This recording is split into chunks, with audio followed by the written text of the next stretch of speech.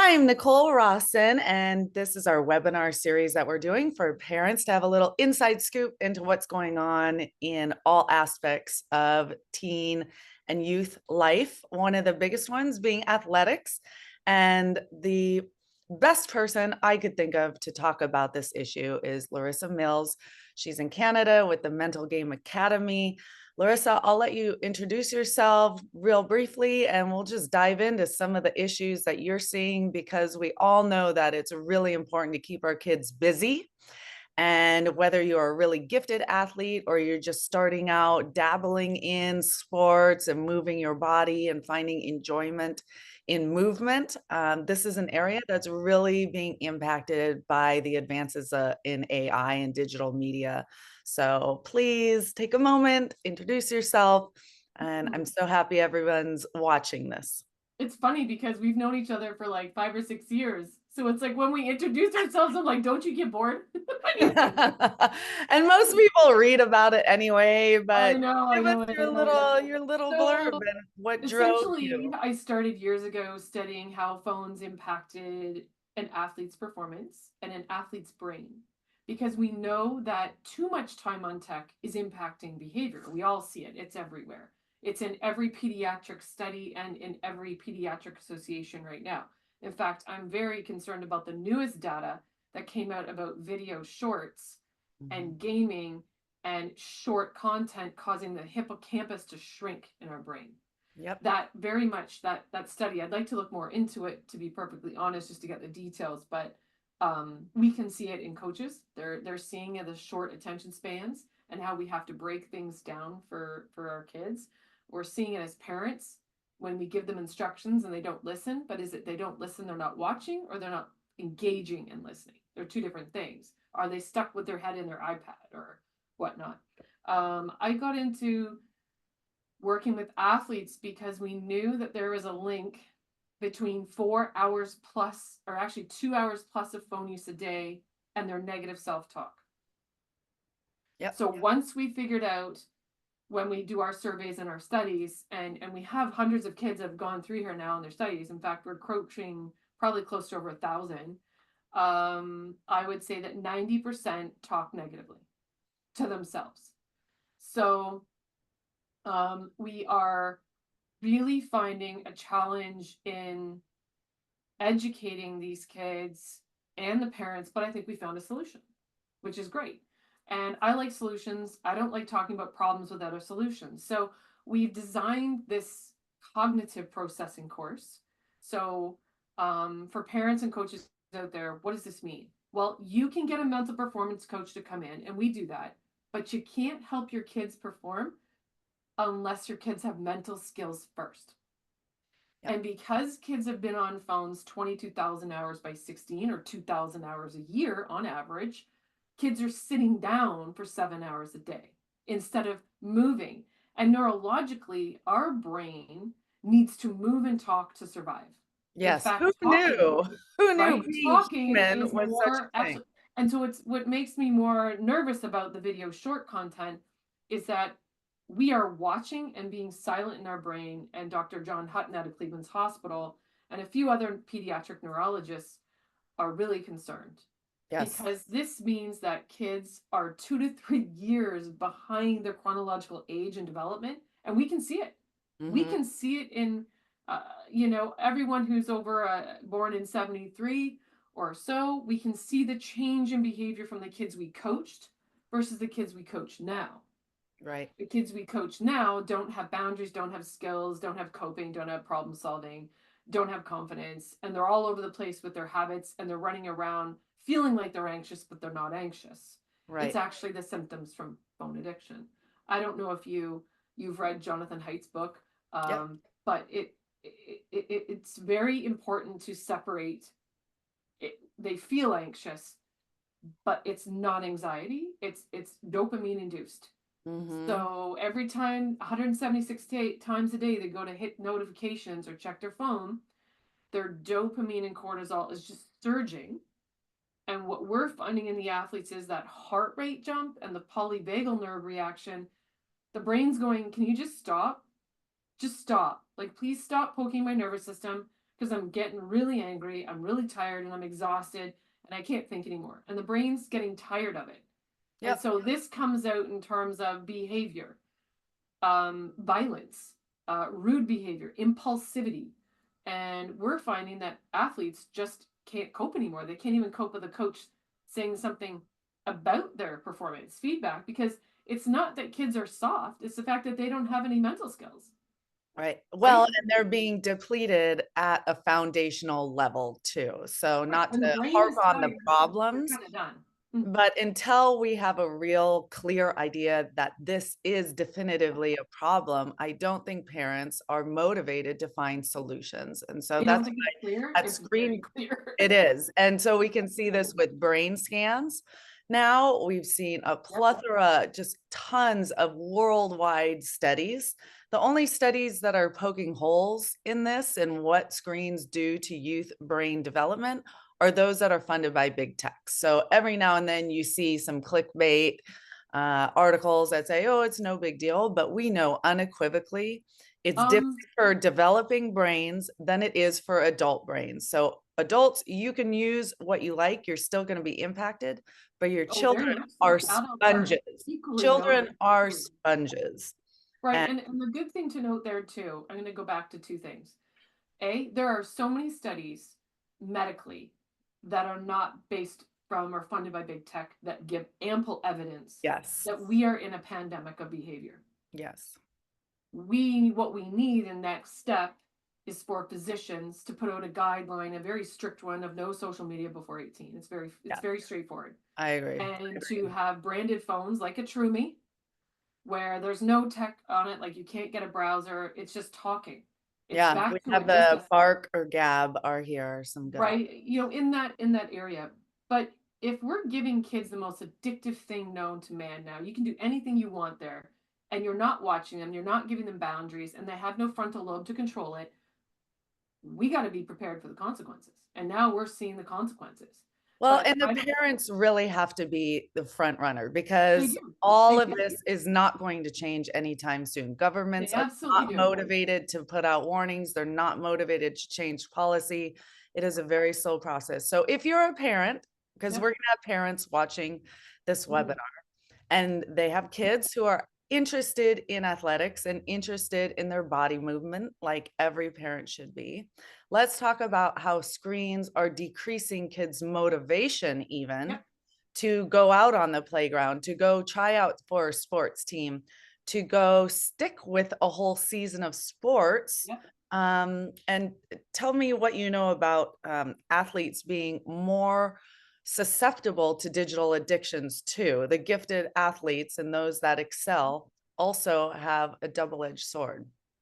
Right. So let's go back to the first. The first sign of our numbers being depleted in globally by 70% of kids are quitting sport.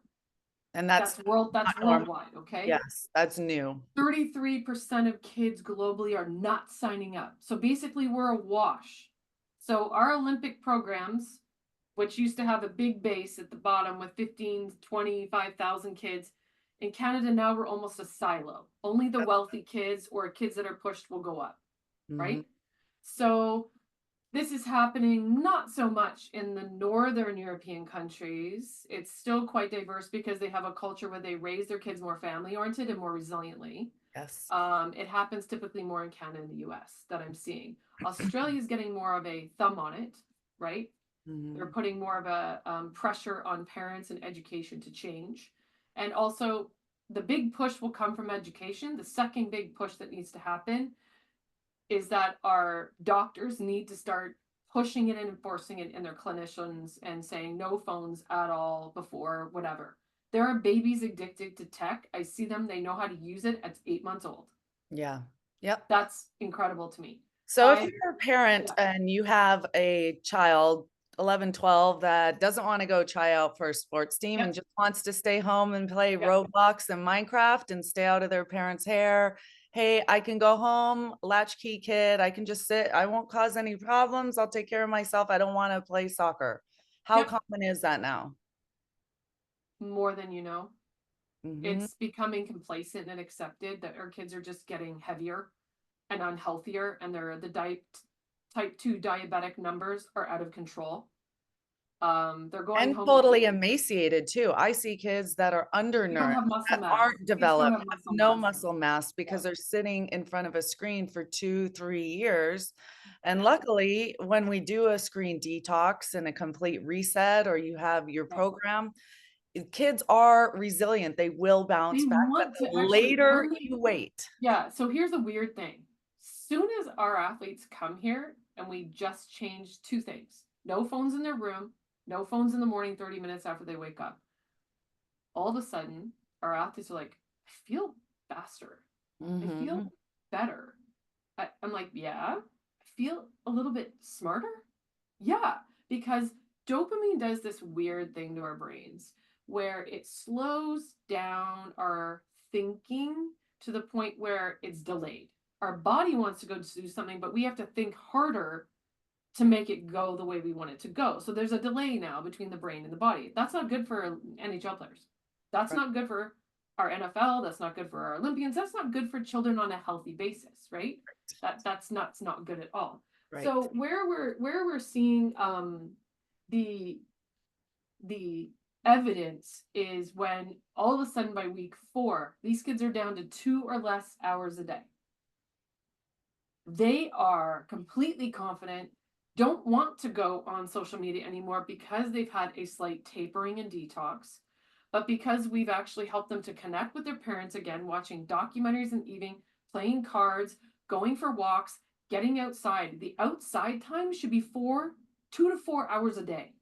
And you're incorporating parent influence into this. I want to be Yes. real clear that you Yeah. cannot change your child's screen habits by telling Unless you do. them to, unless you are there Yeah. guiding them and doing it with them and really setting them Mhm. up for success. There is no way you can Yeah. tell a kid, go watch this webinar and Yeah. put your phone away before you go to bed. The AI and the design is so addictive.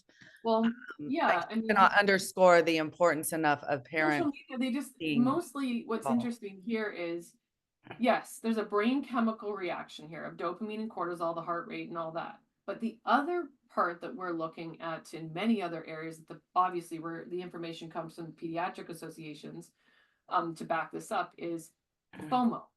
Mhm. So their behavior changes and been conditioned to not missing anything in their virtual world. Yep. So they're almost too afraid to go to volleyball. 'Cause they might Volleyball miss out on a because they text might or miss a up on post. a post. Mhm. Or a We have snap created or a streak right. or a So whatever this is it a is. form of obsessive compulsive disorder, Yes. and it is being perpetuated Amplified. by the phone use, but it's not being stopped by anyone. So Right. we've got the FOMO and the behavioral changes. We've got the addictive biochemistry changes. And then for athletes, they can't perform because they're stuck in yellow on their traffic light of emotions because these two things put their brain in yellow or red. Yes, and it's And important to note that athletes, part of that makes them so exceptional is because they do have a propensity for OCD and they're very obsessed about success. But that same OCD can be absolutely crippling yeah, when used in the yeah, wrong areas and yeah. overstimulated by time on screens. They are very easily addicted to gaming, to Oh, scrolling, yeah. and this dopamine surpasses that which Oh, yeah. they can navigate in the real world and through sports. So now sports aren't even giving them the same They high can't get the as high. being Yeah, on video games or aggressively scrolling. right. And so that's where that divergence is really Yeah. dangerous for parents seeing your child engaging in something that's going to undermine your goals for them and their own Yeah, goals. all it does is sabotage all their goals. Sabotage Academically, is a great word. right? It's like okay, so we have a couple of OHL teams and a few NHL teams, and where we see this problem is they have too much time on their hands as a professional athlete. So what am I going to do between my practice and my workout and then my game at night for Right, 9 hours during the right. day? And Well, relax. right, and our brains actually need several hours of outside time. The green area, right? If you're on screens for 2 hours, you got to be outside for 2 hours. There's the difference, right? And you have to equate 1 hour to 1 hour. Except And if you're a toddler or under 6, then that doesn't equate because they well, shouldn't have right, any screen time. never. In fact, no, like there shouldn't be an iPad in a house with any kids under 6 ever. If you can't create resilience, coping mechanisms, helping them to learn to share, get along, and focus and be happy in their own skin, good Mhm, luck by mhm. the time you give them a phone later on. Because I mean, we have children. I have 3 kids, and we've had to even help the youngest one because he has the intensity, like the competitive obsessive compulsive Yes, disorder yes, components. He's like obsessed with winning. yep, And which he is is like great. that in on the ice. He is like that in soccer. He's like that in swimming. He's like that in it when he plays a game. So we've had to limit and put limits on it, but I'm the parent.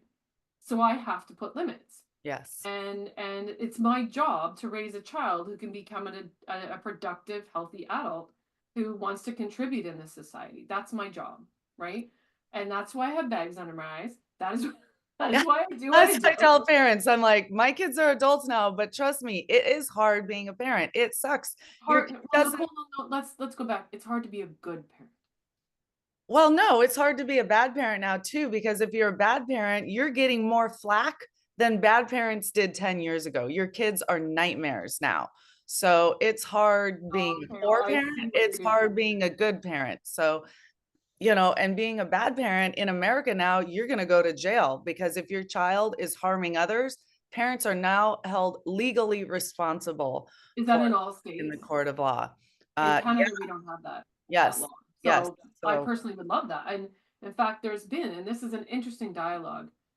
The children's aids, do you have that children's aid services? Is that what you call them in the US? Like children's services? yeah, child services. Mhm. Right.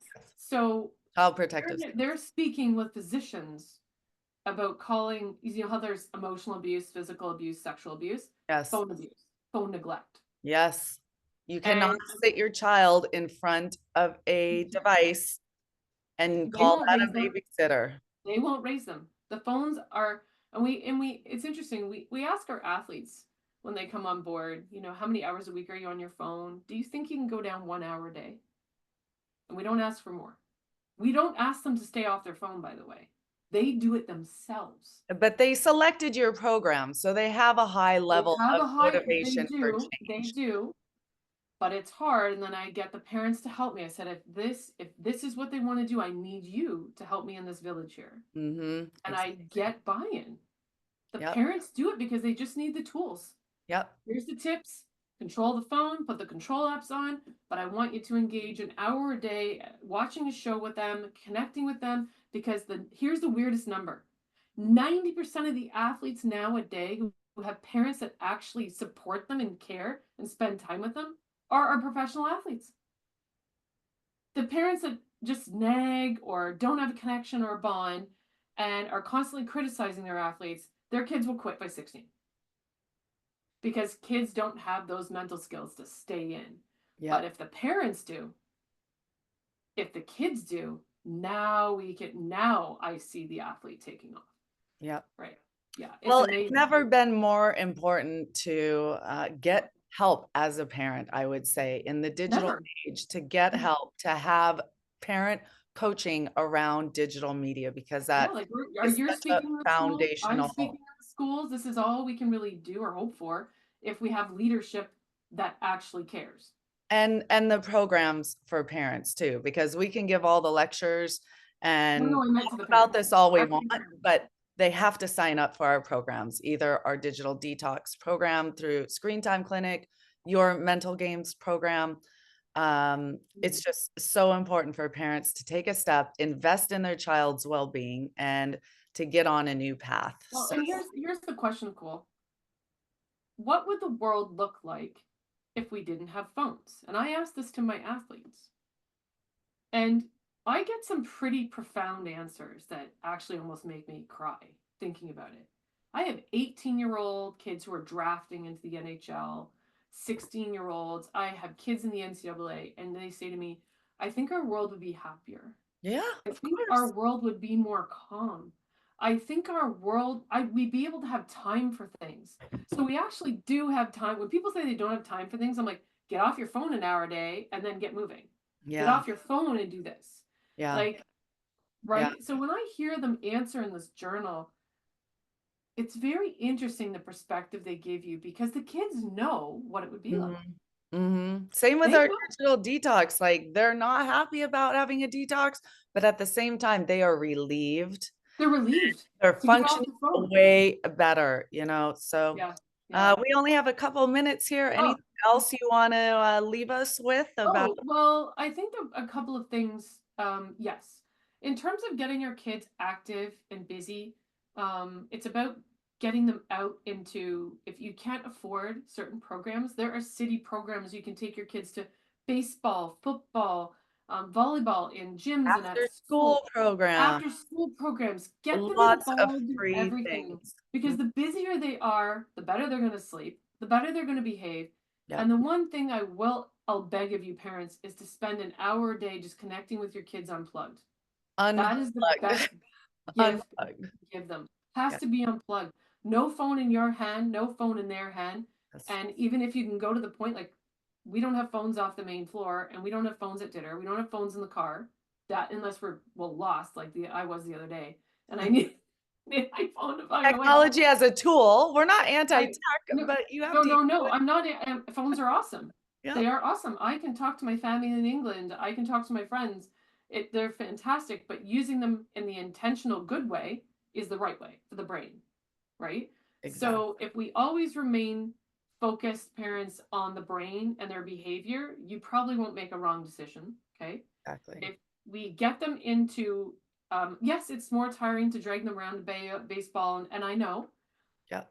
but they all need to be in it. And in England and other European countries, they're in programs till 6 or 7 at night Yep. because the countries invest in the programs, and that's why you pay big taxes there, right? Yep. So you end up going there, but your kid is in programs 2 hours every day.